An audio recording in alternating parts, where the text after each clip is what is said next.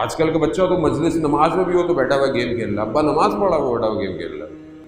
بھائی آپ اس کو مسجد لائے تھے، اتنا تو سکھا دیتے، نہیں وہ کہے گا بھائی چپ کر کے بیٹھا ہوا ہے اس لیے میں دے رہا ہوں گیم کھیلتا رہو۔ لیکن کیا کھیل رہا ہے، کہاں جا رہا ہے یہ ٹک ٹاک یوز کرتا ہے، یہ پب جی کھیلتا ہے، یہ کیا کر رہا ہے یہ بچہ میرا، مجھے پتا بھی ہے کہ نہیں پتا۔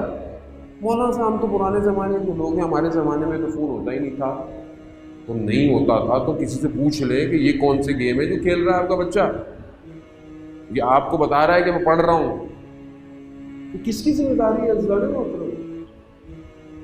اس زمانے میں فرعون بچوں کو قحط کرتا تھا، اس زمانے میں فرعون نے ماؤں کے پیٹوں میں بچوں کو مار دیا، کسی کا بچہ پیدا ہوتا تھا پتہ چلتا تھا اس کو ذبح کر دیتا تھا، وہ اس زمانے کا فرعون تھا۔ آج کے زمانے کا فرعون ان کو مارے گا نہیں، ان کے ذہنوں کو اپنے قبضے میں لے رہا ہے۔ کس کی ذمہ داری ہے یہ؟